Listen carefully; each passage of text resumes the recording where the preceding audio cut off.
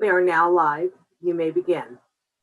Good evening. My name is Mike Ostrom. I'm CEO at Horizon House, and welcome to the residents of Mirabella, Skyline, and Horizon House for tonight's program with our new Seattle Mayor, Bruce Harrell. This is a first for our three communities here in downtown Seattle. It's a first because we haven't joined together for any programming or events, but we thought with the occasion of having the mayor here to address major concerns like public safety, that this was an important thing to come together on, and we hope that you agree. Now I'd like to introduce the leaders of our other retirement communities who are co-hosting our event this evening. Travis Duncan, the Executive Director of Mirabella, and Ken Noreen, the Interim Executive Director of Skyline and Vice President of CCRCs at Transforming Age, the parent organization to Skyline. Travis and Ken, would you like to say a few words? Sure. I just want to say a big thank you to Mike and the Horizon House residents for kind of dreaming this event up and putting it together. It's always great to work collaboratively with other communities because we're all in this together and we all want the same thing. And public safety is such a big issue for all of us and our residents. And also a big thank you to the mayor and his office for putting this together and being willing to come talk with our residents tonight. Yeah, and I would just like to add to Travis's comments. We're very excited to be coming together with our partners at Horizon House and at Mirabella, and also thanks to the mayor for his willingness to address our mutual concern of public safety. But if you could indulge me, I'd also like to welcome our Transforming Age team members. We're actually live streaming this throughout our entire system. So we have our residents and staff at Skyline, as well as our other communities, which include 5 communities in Seattle. We have 28 communities overall in the Pacific Northwest, as well as the Midwest, and they all have an opportunity to tune in to see what's happening in the city of Seattle. Just a note about Transforming Age, we have deep roots in the city. Our first community was Park Shore on Lake Washington, which opened its doors 61 years ago. Today, our impact in the city extends to 5 not-for-profit senior living communities, workforce housing, home and community-based services to low-income seniors, as well as our affiliate SHAG, which provides affordable housing to low-income seniors in the Seattle area. All told, we serve about 15,000 people. We have 2,000 team members with a dedicated not-for-profit mission. We look to enhance the quality of life of our residents. And I would just add in closing, the work we do, it relies on a solid partnership with the city to ensure high quality of life for those that live and work and play in our neighborhoods. And we are grateful to Mayor Harrell for his willingness to present to us tonight. And we're also grateful, particularly to our friends at Horizon House for organizing it and Mirabella for also supporting it. We look forward to hearing what you have to say, Mayor Harrell. And, we are anxious to learn how our communities collectively and individually can help support your efforts to ensure public safety in the city of Seattle. Great. Thank you, Travis and Ken. So why are we doing this? Well, public safety is important to our current residents, our future residents, and to our employees. And we appreciate that Mayor Harrell has agreed to join us this evening to share his plans for continuing to improve and deal with this complicated issue, and hopefully give us some suggestions on how we can help in the effort. Before we get started, let me offer some background on our mayor. Bruce Harrell was elected mayor last November and took office in January. He was born in Seattle to an African-American father and Japanese-American mother. He was graduated from Garfield High School as valedictorian, and he attended the University of Washington, where he received his BA in political science and later attended law school. He played football for the Huskies and was selected as the National Academic All-American First Team. Mr. Harrell spent his first and early career in technology and telecommunications as an in-house attorney, and later joined a downtown law firm representing employees, youth, small business, and nonprofit organizations. He was elected to the Seattle City Council in 2007 and reelected twice. He was twice reelected City Council president by his peers, one of just a few to ever serve multiple terms in that role. And in 2017, he served as interim mayor, and now as a result of the November election, Bruce Harrell will be the mayor for the next 4 years, and we look forward to hearing from the mayor in just a moment. But first, a word about our format for this evening. First, we'll have an overview from Mayor Harrell, and then moderated questions submitted by members of each of our communities. The questions will be moderated by Bill Anderson, a Horizon House resident, And we won't, for this particular event, be taking questions live. Our moderator, Bill Anderson, is a graduate of Yale Law School, and Bill joined the UW Law faculty in 1964, and for the next 4 decades, spent his time teaching constitutional law, urban government, and finance here and around at universities around the world. He's been a resident of Horizon House for 10 years and has served as president of the Residents Council.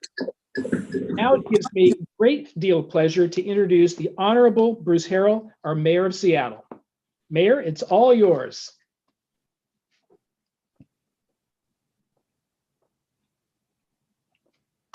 Whoops. Thank you for that introduction. I'm having some computer problems, and I noticed that. That's why I'm on a phone. So I want to get back to my computer, but it's saying that I'm not having microphone access to a browser. So let me get off the phone for a second, and let me try to. I may have to reboot the computer. Just one second. I'm blowing my first impression, but it is what it is. Bear with me. All right. All right. We all have these challenges.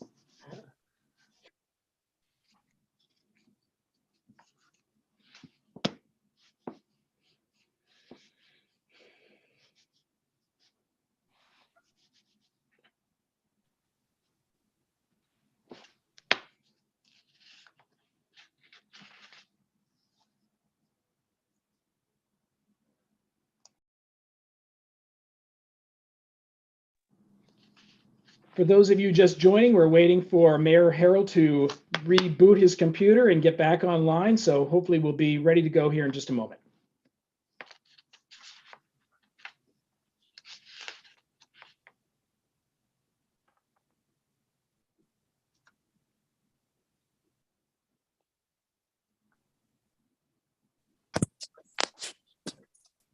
Okay, so what I may have to, I think what I'll do is I'm going to sign off the computer and just use my phone. I think that's going to be the best option at this point. So bear with me.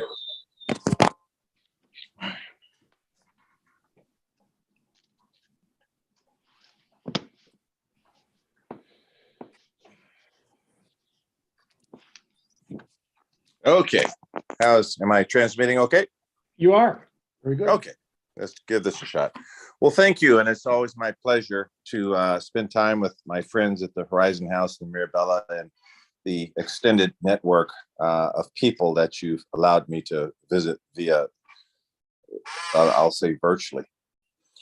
I'll share a few minutes with at least my vision of what we're trying to do here in Seattle and talk about the opportunities and the challenges. And then I suppose I'll just open it up for Q&A.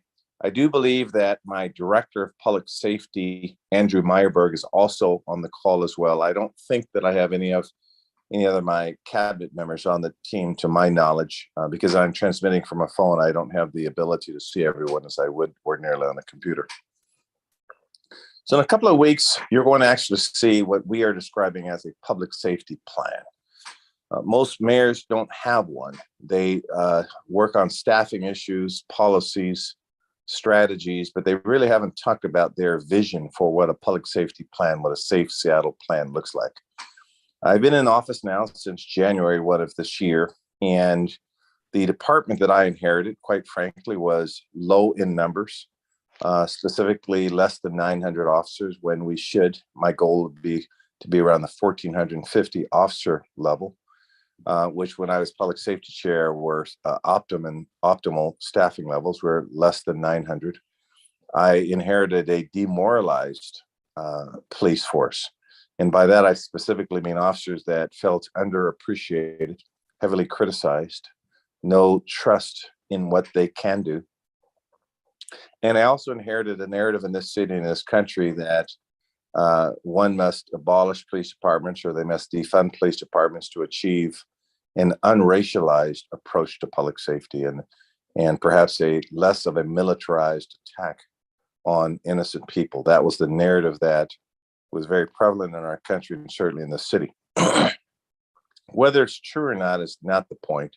The point is that this is the hand that I've been dealt and one that I fully accept. And our approach was to make sure that we argue with data. We argue with the fact that people should have 7-minute response times, and that the crime rates are unacceptable, and that every person, regardless as to their age, their socioeconomic level, their race, their religion, whatever demographic distinction you would like to describe, should feel safe and be safe. And we wanted 7-minute response times, and we wanted to build trust in our different communities. And we started a very aggressive approach to, number one, saying that's what we believe in. We think that is right. And as a person who was born and raised in this city and have seen much safer times, I said, we will lead with that. This forum is about public safety and not necessarily about homelessness, but there's a correlation between our homelessness strategy and our public safety strategy, that the same conditions which can create a lack of cleanliness or lack of safety often overlap in some of the areas where you see people who have fallen between the cracks in our society, whether the causes are drugs or alcohol or mental illness, or other just types of unacceptable behavior. Again, I think we all know the opioid and fentanyl crisis has taken so many souls. Whatever the causes are, that you'll see people struggling with income inequality and falling through the cracks, and you also see higher crime rates in the city of Seattle, which is per capita one of the more affluent cities in the country, actually the second, that we're no stranger to the crisis in this country. So our public safety plan looks at the fact that we will not racialize or militarize our approach. We will always lead with compassion. But what drives our policies and our recruiting procedures, and I'll sort of close that before I talk about Q&A, what drives our behavior is making sure we have our charter responsibility to keep everyone safe. And we take that very seriously. That is our highest charge. So having said that, our biggest challenge, of course, right now is recruiting officers. We only get so many slots in the academy. And so we look at a twofold approach. One would be recruiting talent from our city or from other jurisdictions to see who would like to protect and serve. Which communities have we not tapped into? Number one, so those would be new officers that are of age and could go through the training necessary to be fine, outstanding officers. The second approach would be lateral transfers, officers who are experienced and trained in other jurisdiction. It's a condensed or a shorter version, a form of training that's necessary, but they still have to go through Seattle-specific training.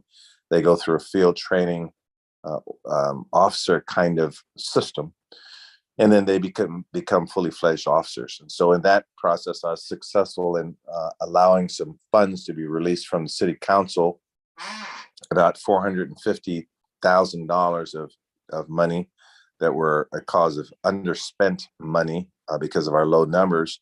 And we're presenting a plan to the council to release another pocket of money, which should be in the millions, to do a full-fledged recruiting effort. And so there we'll not only look at recruits, but lateral transfers from other jurisdictions who would like to come to sunny Seattle to protect and serve. And in that vein, we want to make sure that the culture we're developing in our police department, and that's part of my job as mayor, is to develop a new kind of culture that recognizes the value of officers, but also the value of cultural competency, to make sure that, again, we are strong, but we are fair,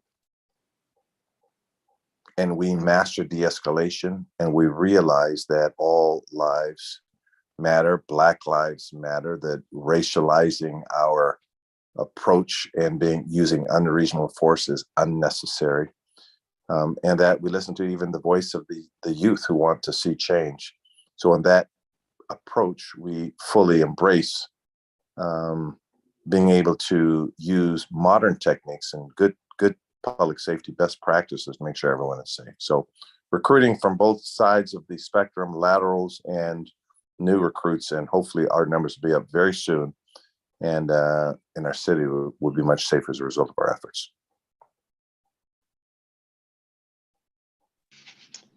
Thank you, Mayor. Now I think we can move to questions, and I'd like to get things back to Bill Anderson, who has a series of questions from each of our communities.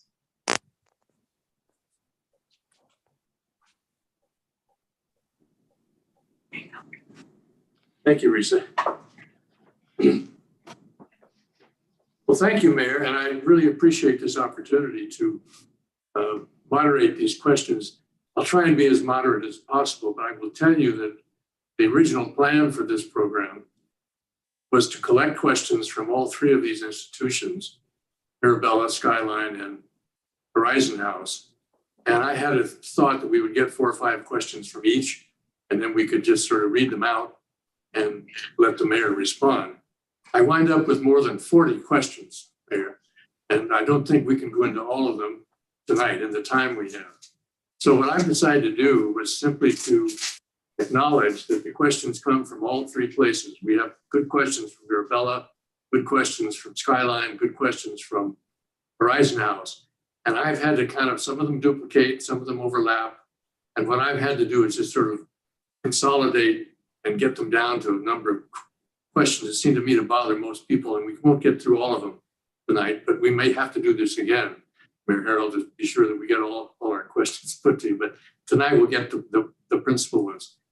And I can start by saying that one of the reasons why this organization is so, these three institutions are so interested in public safety, and that is that we are a bunch of people, 1,500 more, mostly retired professional men and women, who deliberately chose to move to a retirement center very close to downtown Seattle. Lots of other places around, leafy suburbs and lakeside places and what have you. But the people in these three institutions really focused on downtown. And the reason was, and we've surveyed this many times, they really wanted access to the restaurants, the theaters, the museums, the galleries, the shops, all of the things that you have in a downtown that's thriving. And that's what they wanted their retirement life to be like. And so they are here principally because of the attractions of downtown. And now it turns out that it's becoming less and less comfortable for them to walk downtown, to be downtown, to shop downtown, to go to the theaters and restaurants downtown because of all the things we're seeing around us, the homeless population in the parks, on the streets, boarded up businesses, broken glass, all the things that are not attractive to go to. Threats of personal safety. We've had some reports here in Freeway Park in the last day or two of people who wandering through Freeway Park have been accosted by folks there. And that just doesn't make it comfortable, doesn't make it pleasant, isn't the retirement life that these groups had in mind. So we are especially concerned about things like public safety. Now, of all the questions we got, everybody wanted to know about the new police chief and when you're going to, you got a search committee, when the search committee is going to be, the search firm, who the residents are who are going to be, citizens are who are going to be commenting on choices and so on. Well, that was all a mystery until today, or maybe yesterday, when you made your announcement that you now have a search firm looking for the police chief, and that process is underway. And I take it from what you said that it's going to happen pretty soon.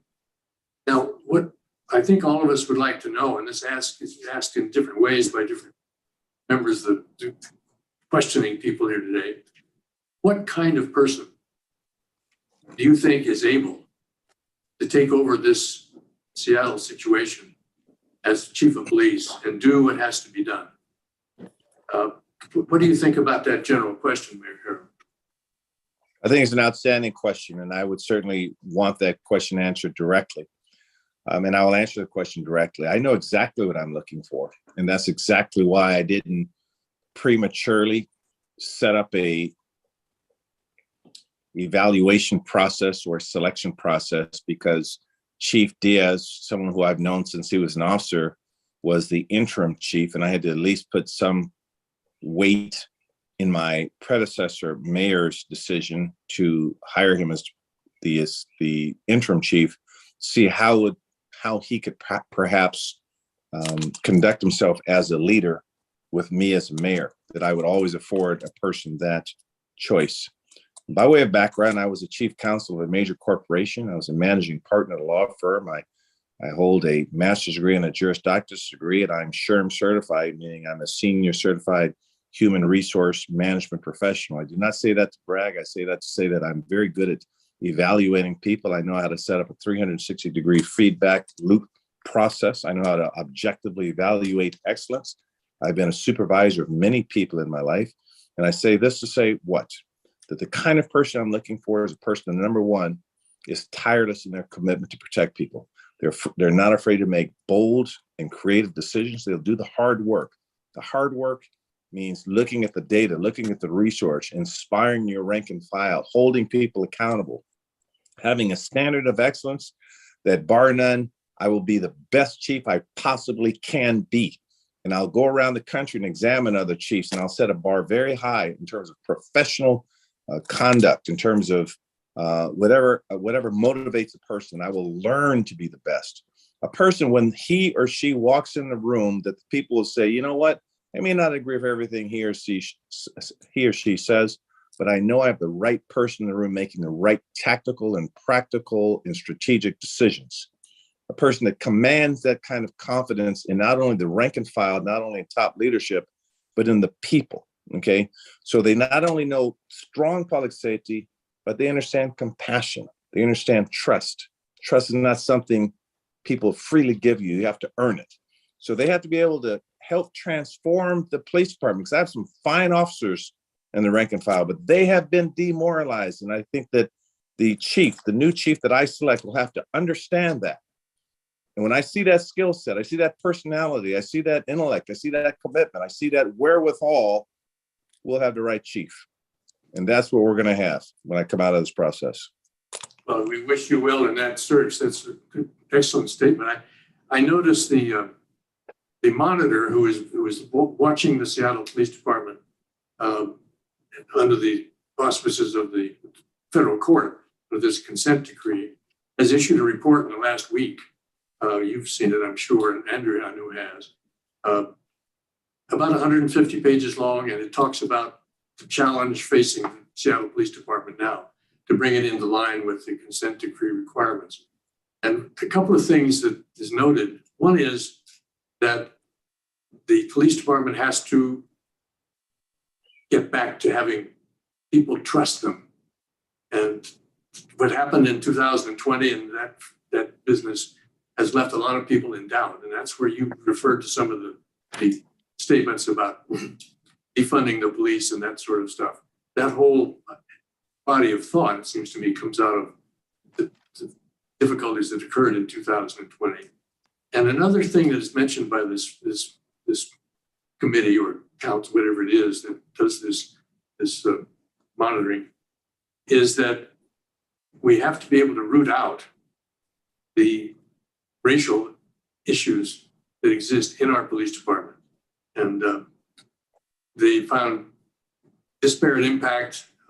Some minorities are stopped more often, treated more harshly than other citizens. That kind of disparate impact and the underlying racial components that make it have to be rooted out, according to this report. And I think that's going to be a very important challenge for the new chief. So that's another layer of it. And I think that's implicit in what you said. Now, could I ask about what's happened to most of us watching all this happen is that starting with the tragic death of George Floyd and the various difficulties that arose after that, there began to be this thinking about redefining the police mission. And I think that's something that you've addressed it. They talk about defunding the police. They talk about changing the police, making police a different sort of person, different kind of officials than the gun with the badge kind of policeman that is the historic model. Where are we going with this? Is that something that can be done in terms of finding the people to do it and finding the will to do it and getting the city council to accept that and the citizens to accept it?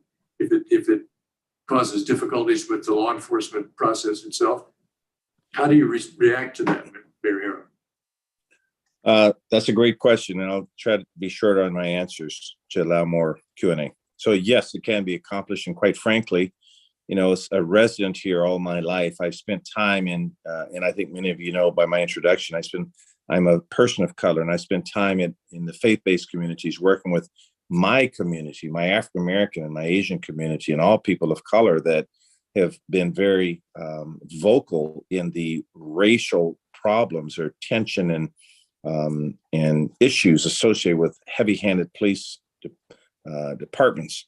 And we started, for example, a race and social justice forum at First AMA Church many decades ago, where we'd have young people of color and police officers and prosecutors and sheriffs and judges all come together to talk about what should happen out there in the field. We're building trust. And so under my leadership, we're going to rejuvenate that kind of effort. We will redefine the police officer, how the strategies that we now realize, particularly because of the drug epidemic, that we do not need a gun and badge going to mental crisis situations. There should not be lethal force for routine traffic stops. That you can't justify that in most circumstances, unless, of course, an officer is defending himself or herself. So this is where things have gone sideways so much in our country on just a failed taillight. Now, having said that, I was the one that passed the bias-free policing law. I was the one that passed the race and social justice initiative for the city. So I am heavily in tune with what happens out there in the field. The challenge we have, when you look at even the reports coming from the monitors, you will not see any officers that will readily admit, you know what, I am being heavy-handed on people of color, that I am stopping more African-American pedestrians for bike helmet violations than their white counterparts. You don't hear anyone freely admitting that. So then what's occurring then? Well, I need to know what's occurring. Is there implicit bias that's occurring? Are there other factors at play in terms of human dynamics?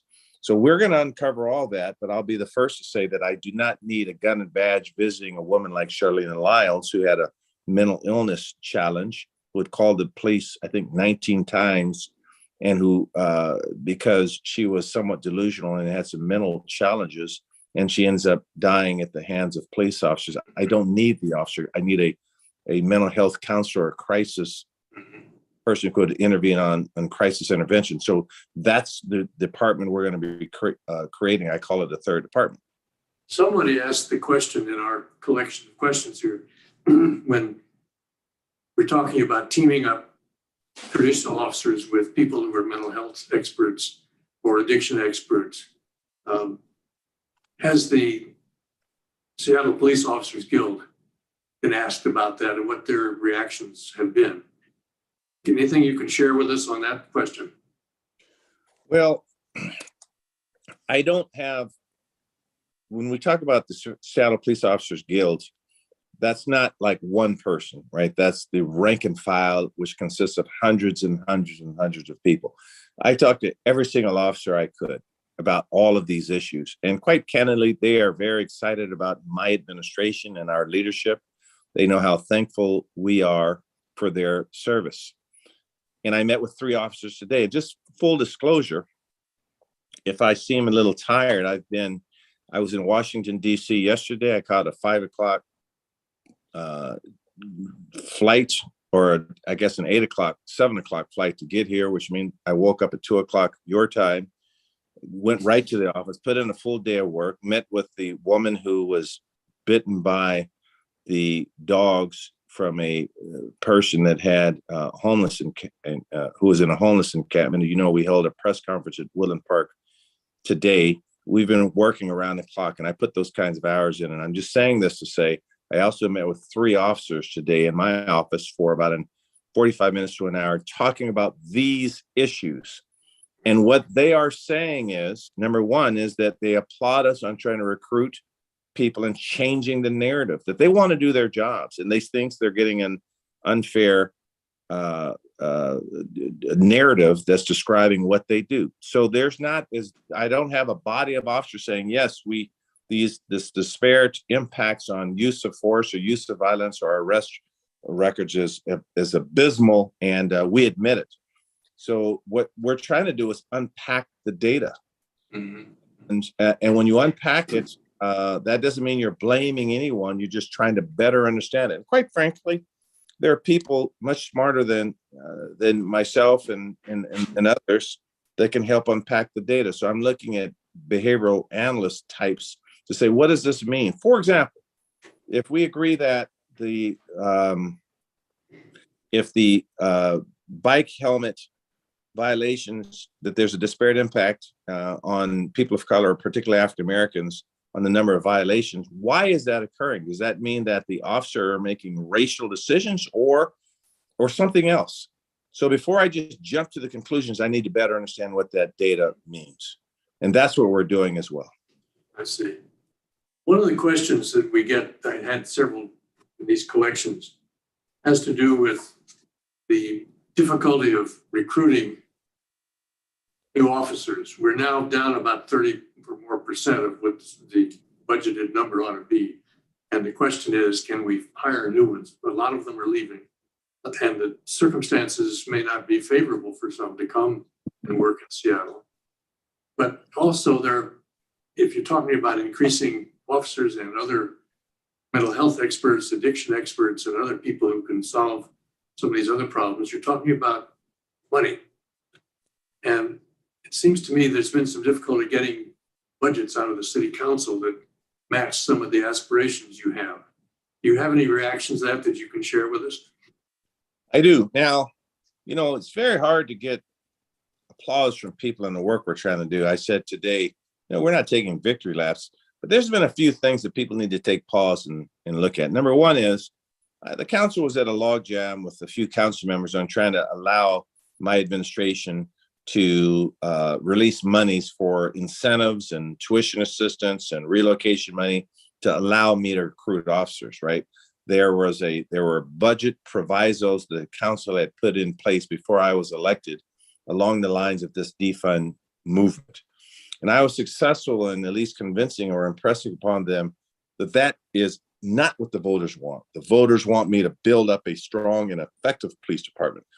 And I will produce them a plan in a matter of weeks on what the recruiting strategy looks like.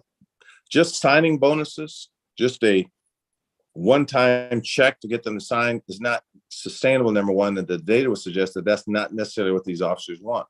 So what we are doing right now is we're asking officers, why did you come over as a lateral transfer? Why did you leave? We know one of the biggest factors why people left is because they were demoralized. They were underappreciated. So that's the first part, is making sure that the city appreciates what they do. There are some other things we can do that we will do. For example, tuition assistance is a big one. Perhaps allowing someone's spouse to help their spouse with employment opportunities as well.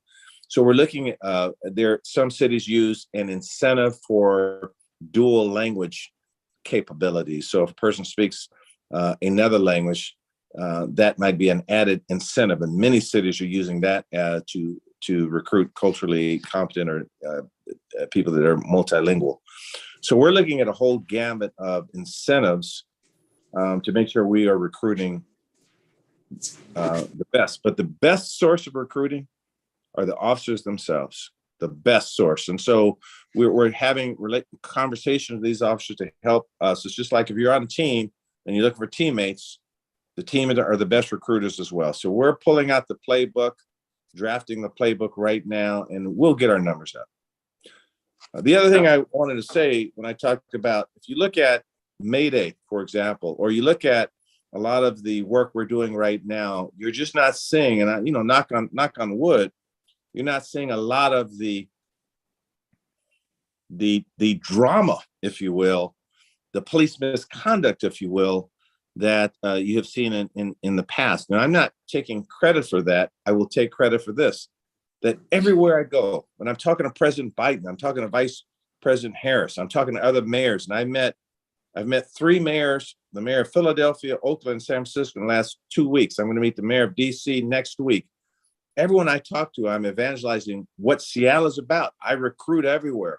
I believe in this city. I love this city. Remember, I was born right up there at the Breeding Hospital on Capitol Hill. So I'm going to rebuild this police department because that is our charter responsibility. That is the job of the mayor. And so I'm out on the front recruiting, and you'll see the numbers. You'll see it pay dividends here very shortly. Well, that's good news. And I just hope that you can get the support from the city council you need for those aspirations. there's another item here that we had some questions about. That is a sort of public safety issue, but not in the sense of crime, but in the sense of things like, you would call it pedestrian infrastructure, sidewalks, walkways, roads that are unrepaired, cracks, broken places. And the people in our age cohort, of course, a number of them have mobility issues. And we have wheelchairs, we have canes, we have walkers. And the sidewalks are not very easy to get around on in this city sometimes. Is there anybody looking at that particular kind of public safety question? Absolutely. So to be very specific, and I try to use math whenever I can, or whenever I'm capable, that, and it's not as though we ever want to criminalize poverty. I'm very quick to say that we need to give poor people help, and people with mental illness treatment, and people with drug and alcohol issues treatment. This is a health issue. But I also contend that if you look at, for example, our jail population, that there were, in recent times, within the last 15 years, you might have seen the jail population up to around 350 to 400 on a daily basis. COVID changed some things. The King County changed booking policy procedures, and their bed count in the city rents jail space from the county, as you well know. Right now, we usually have around 60 to 70 people, as opposed to 300 to 400 people in the jail. Now, this is good and bad. And it's good in the sense that we don't want to criminalize poverty. We want to look at restorative justice and do what we can. And we don't want to have to put people in custody. The bad is that there are some bad people out there, and some bad people need to be put in custody. And so when I look at math to see what we're doing, if I'm to impress upon the city that there are behaviors downtown that cross the line into severe criminal misconduct, then there has to be consequences for that. And so I'm talking to both the municipal court and the city attorney to make sure that the consequences are real. Right when a mayor talks like that, people get the wrong impression that I want to punish someone that is down on their luck. Anyone that knows me as a lawyer and a community activist in the city for 40 years would know that that is not my style at all. My wife was the CEO for United Way. We have been in the health and human service business a long time. Do you have any reaction to the city attorney's policy on when prolific misdemeanors will be prosecuted? Yeah, I think she's heading down the right path. And I think she also understands restorative justice, that, two people may look like they're committing the same crime, but they could be doing something that just looks like that. And one may need help, and one could be preying upon the other. In the drug epidemic world, there are people preying upon people with addictive behavior. So we don't treat them all the same. At the end of the day, we look at individual treatment for individual offenders. And we have to, in the homelessness world, we say we have to know the person we're trying to serve and treat, know them by name. So in my approach in 3rd Avenue and 4th Avenue and areas in town like that, I don't go in blindly. I make sure that my police officers have intelligence on people. They know what activities are occurring, and that we act accordingly. But I've said publicly, I'm not trying to strong arm this city into public safety. That could not be sustainable. And I don't think that's what the city wants anyway. Most people are fairly compassionate. But I have 2 grandchildren. I want to be able to hold my grandchildren's hand and walk anywhere in this city. And we don't have that right now, and we will have that under my leadership. Well, that's good news. That's good news. And again, the best of luck with moving in that direction. We have, again, I've referred to this monitor's report that was handed down a couple of days ago, which talks about the police and talks about the underlying concerns that they have. And they'll be continuing to monitor the police department as they try and get it closer and closer to complying with the consent decree. And these are people who are data driven. I mean, if you've seen this report, it's 150 pages of numbers about how many of these and how many of those that we've seen. And I think that's something that perhaps some reaction from potential aspirants for the chief's job might spend some time studying. That's right.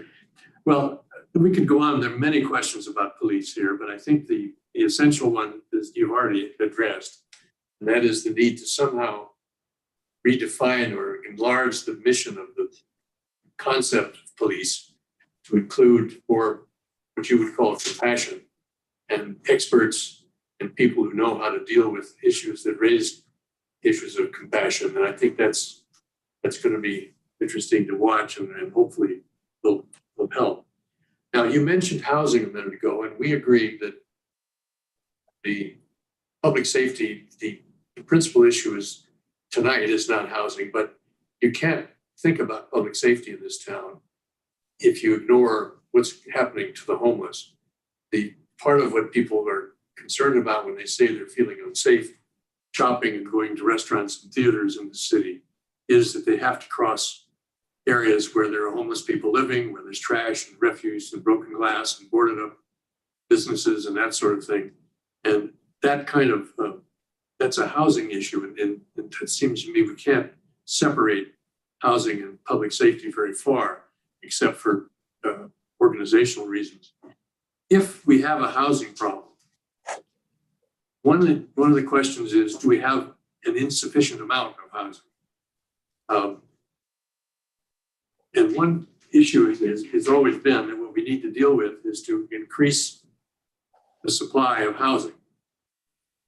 That's going to cost money, and it's going to cost all kinds of difficulties, zoning problems, all kinds of other things that you're familiar with. What is your general sense? There's several questions asked. What is your general sense of the best way to go about increasing the supply of housing? And we're not talking about encampments and how you deal with them. That's a different question. But if you were to be asked, what's your general sense of the best way to proceed with increasing the supply of housing, where would you come down, Mayor? Sure. So a few things, and I'm going to bring in Andrew Meyerberg, who's on this call listening, who is my director of public safety. I'm going to ask, after I answer that question on housing, I'm going to ask Andrew to just, in response to the earlier questions on public safety, if he'd just like to share a few words. And just by way of background, Andrew, who's a very successful attorney, was from the Office of Professional Accountability, who looked at the accountability issues with the city police department, looked at investigations, and now has joined my administration on my floor as my director of public safety, who knows the balance between strong, effective public safety and making sure we are accountable. So, Andrew, when I asked you this question, maybe you could just respond if my listeners wouldn't mind.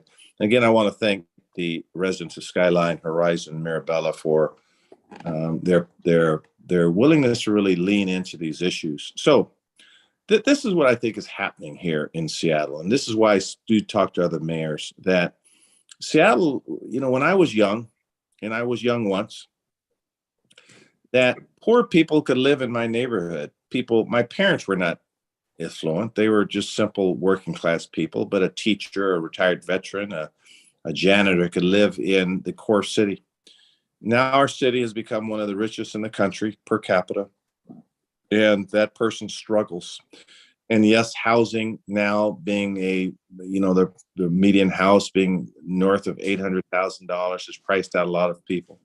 So what must we do about that? So number one, we are doing some phenomenal things, looking at community land trusts and looking at multi-tax exemption policies, and doing everything, using every creative tool we can to make sure that people of lesser income can stay here. We have to realize we have 84 square miles in this city, 84 square miles, but we still have literally thousands and thousands and thousands of zoning capacity that we have untapped. And so you're looking at us using our zoning tools to embrace density where it makes sense. And in my mind, it makes sense around transit-oriented development. I still believe in tree canopy and open space. And so I'm not trying to squeeze everyone like sardines in the city. And so it's a very balanced approach, working with neighborhoods, but embracing density. There's a quality of life issue for me that's critical in this city. And under my leadership, quite candidly, that's why I ran. And the quality of life has to do with graffiti, as an example, small businesses that are gone out of business and have plywood where a window once was. You look at the small business development support work we're doing, which is quite frankly unprecedented. We're starting a graffiti strategy to figure out, and I got money now from the state, and I have the state's attention on these highways and freeways that to me are intolerable. So not just housing and the supply of housing, we will build and treat our way out of this issue. We'll do as much as possible, but I'm also looking at the quality of life. And so my housing policy reflects a certain quality of life I still want for people in the city. But I have to tell you that, and you folks at Skyline, Horizon, Mirabella, I know you understand this, that Seattle has changed within our lifetime. 40 years ago, if someone would have told you the average house is going to be, north of $800,000, $900,000, you'd have said, in what city? Not the city of Seattle. So this hand that I have is a tough one, but some cities are doing some pretty creative things, and we will be the most creative. So I have a housing sub-cabinet of experts, and I brought in people from the private sector. One of the first things they said is I could assist in the design review process. It takes too long to build, which drives up the cost. They also said I could get creative on some of the regulations that are involved in the building process.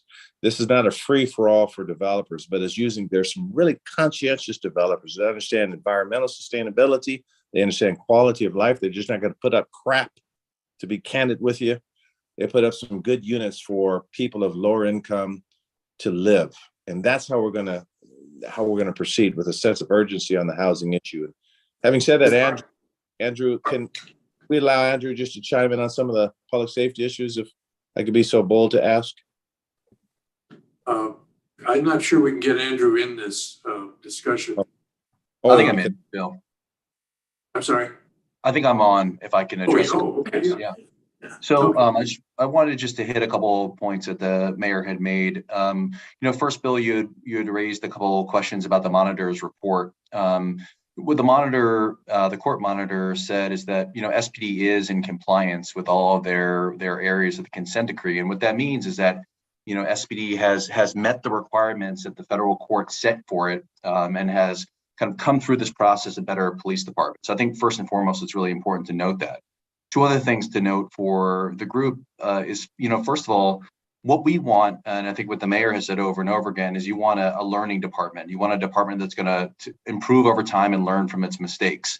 And when we talk about 2020 and some of the protests that occurred there and some of the trust that was lost, the department went right to work to try to gain that back, revamp policies, has created a new unit to coordinate and communicate with protesters to avoid escalation of events. So that's what I think what we're looking for in a department. What the consent decree tried to create was a department that would learn and grow and evolve over time. What I also want to say is, with disparity, it's a big deal. We are concerned about disparities in use of force and in stops. But SPD does have really a first in the nation system to analyze disparities and to look at the data, like the mayor said, and to really delve into why is it happening and how can we stop it? And really, that's the first assessment that we need to make. So I think we feel really positive about where we are in federal oversight and where the monitor landed, and looking forward to continuing that over the next year. And also, I think it's really important to echo the mayor's statements about that third department. We are looking across the nation for examples on how to do this well, whether it's a solo response or a joint law enforcement and social worker response. What we know is, as what the mayor said, is that, not every call needs to be handled with a gun and a badge. So how do we identify those calls that are safe for a social worker to go to that doesn't have a threat component? And that's a lot of the work that we're doing. And we want to stand up a sustainable, effective system. And that's some of the stuff we're going to be working on over this next year. And what I'll say too is, you asked the question, Bill, about the council and about how, we'll work with the council to fund some of these efforts. And this administration, I think, more than any other administration in recent history, has an incredibly positive relationship with the city council. And really, we view them as partners. We cannot do this without them. And the mayor has said this over and over again, we are one Seattle, and without the city council, we can't do this work. So, and I think a great example of that is the recent, the lifting of the proviso and getting us money to do recruiting. to do recruiting well and to bring officers back into the police department. So we're really enthused with the direction that this is going, and in the city, is it as safe as we want it to be right now? No, but I think we have the plans and the tools in place to get us there. Thank you, Andrew. That's helpful.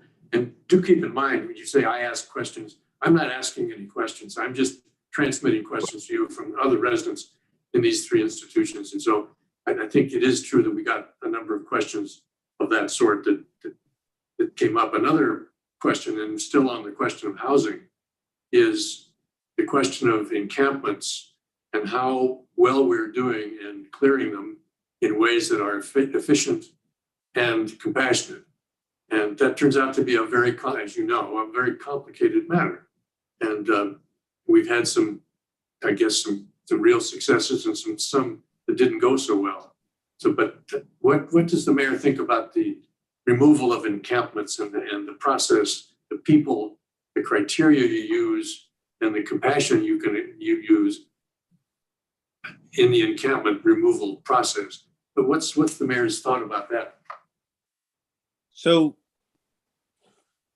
we have placed more people in housing. We gave the statistics today of the shelter and housing and permanent housing options we gave to people, those who accepted. We gave that today at Woodland Park for that particular encampment as an example, which was the largest encampment in the city that has been removed. And some of our toughest critics couldn't refute the data that we put forth. After that, we returned back to the office and we continued our work on a dashboard that will be presented in 2 weeks that will identify every single tent and encampment that either is there or has been removed. We put out the data on where people have gone, what kind of shelter they will get. This is math, but this is real work, and this is hard work. This is a coordinated approach with a few groups that I started. I started a housing subcabinet, which looks at everyone that touches housing. The police department touches housing, human services touch housing, not just the housing department. And we make sure that they are coordinating. SDOT touches housing, that there's an element of person that is homeless in a right of way, how they interface. So we started a united care team to make sure that our approach is coordinated. And so our approach is, quite frankly, an effective approach. And it took time to build these systems. I did not inherit these systems. So what you're not hearing is deafening. And by that, I mean, what you're not hearing at Woodland Park, that when we remove encampments, is that we just move them from one place to another, right? The Regional Homelessness Authority Executive Director, Mark Doan, said, the first part is knowing who you are removing to house them. That's the work we're doing. This is sustainable work. And again, I said, we're not taking victory laps, but we'll open up the data. I'm not afraid to show the city. And this has never been done before, by the way. It's never been done before, the approach we are taking. So we're on the cutting edge, I think, of looking at, and I've also on how this should be done.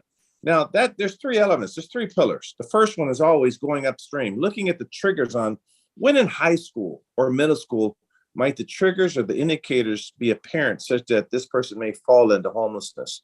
Coming out of high school or dropping out of high school, what are the signs? So that's a part of the work we're doing. Where are the social connections failing?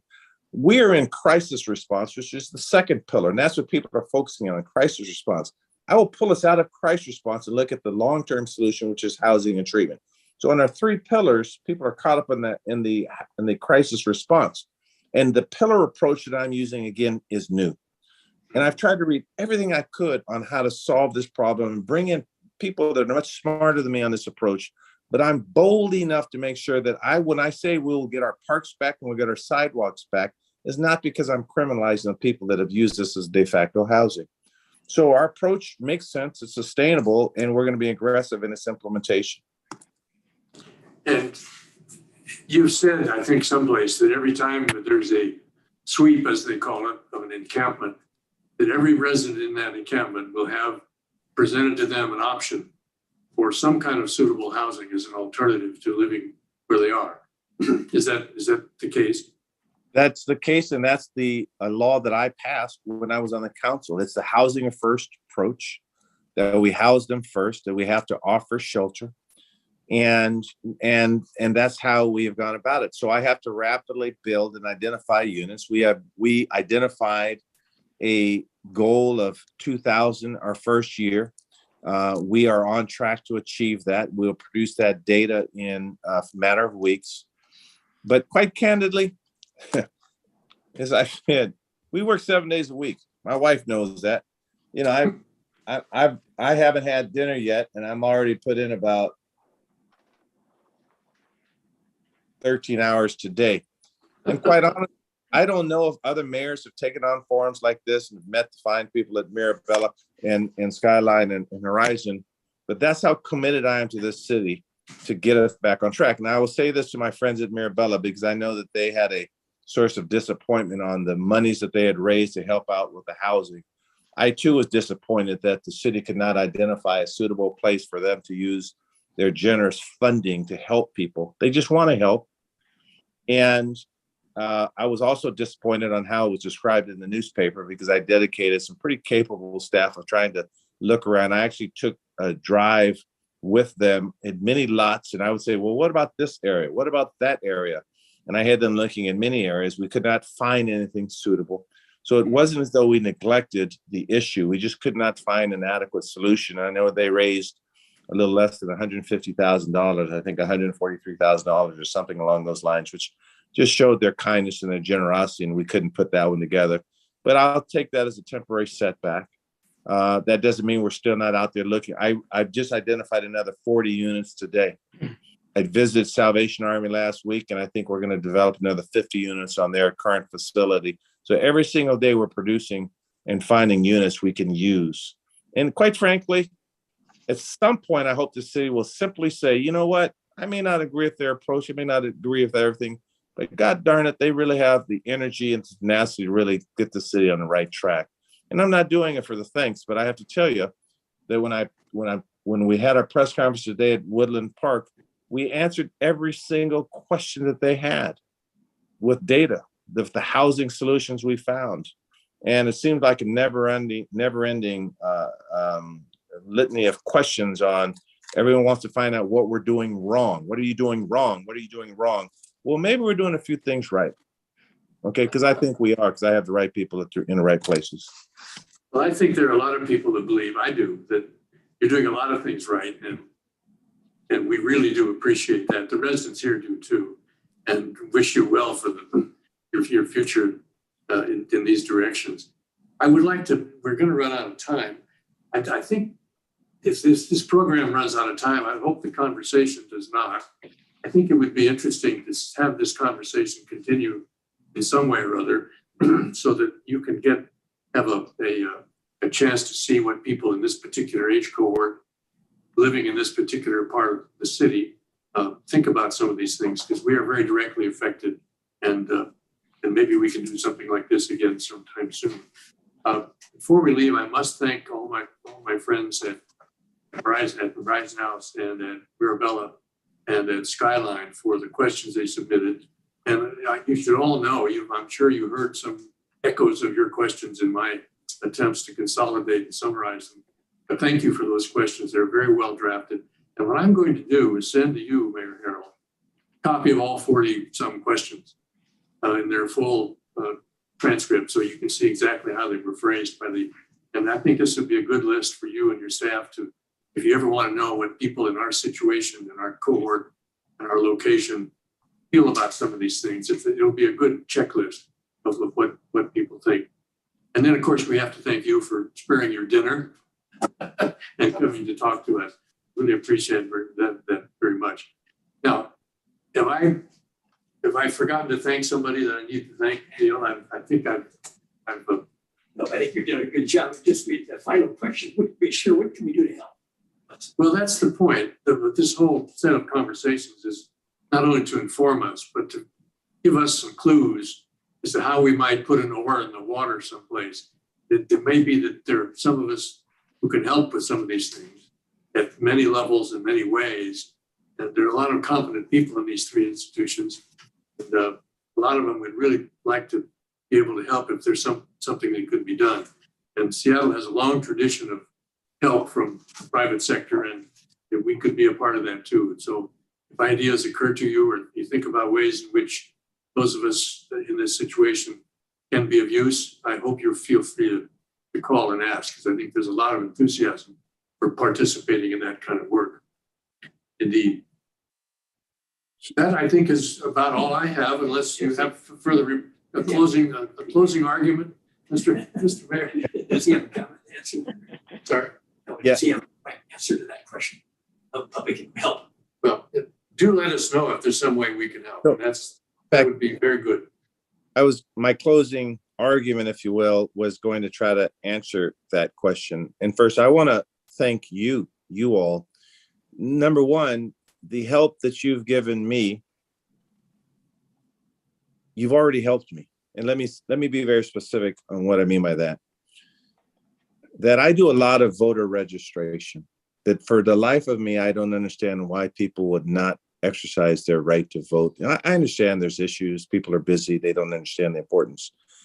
But the three organizations mentioned here hosting this, they screen candidates, and quite candidly, they've been very supportive of me, and not just me, but other viable candidates. That you are protecting people that perhaps don't even vote by saying, let's get some pretty sober-minded people in this position. So that is probably the best thing you can do, is make sure you're doing the work and screening your candidates. So thank you for that. I owe you FaceTime like this because of the work that all of you've done as retired professionals and philanthropists and people who have been civic minded. You've paid your dues. So I do not have an ask, but I will tell you, we have our day of service this Saturday where everyone, no matter what your capability or abilities are, could do something. But I wanted to specifically look at people who are like me, I say seasoned, what they can do. And we're working on that as sort of a second leg of what we're going to be doing. So I hope to have a better answer for you on how I can help, because I believe that that's one of the problems in this city of Seattle is good people, smart people, committed people. They don't know where their entry point is to solve these issues. So give me a little time to think through that. It could be something as simple as letting me bring in, or some of my staff bring in some young people so you all could share some wisdom with them. And it could be a joining of minds, but let me think about that. And last, I want to tell my friends at Mirabella, once again, I'm very sorry that we couldn't put those funds to use the way they had intended to. I'll chalk it up as lack of experience on our part or whatever. We'll take ownership of that. And I'm sorry we put some people in a pickle there. So thank you for this forum. I hope to be a great friend to all of you, and you'll see me again. Thank you so much, Mayor Harrell, for being with us tonight, for answering questions, for giving perspective on the challenging issues. And I think we all know this is incredibly complex. And what I hope that we all appreciate is the energy and effort that you and your administration are taking to tackle this. It is not a linear solution. It's a very jagged line on how you get there, but you appear to be strongly interested in solving it, and we appreciate it. Bill, thank you for hosting and doing the moderation. And mostly thank you at Mirabella and at Skyline and Horizon House residents for submitting questions that show your concern and shows your level of engagement. And hopefully we'll have a chance to have more of these events in the future and have a partnership to making a better Seattle. Thanks again, and good night. Good night.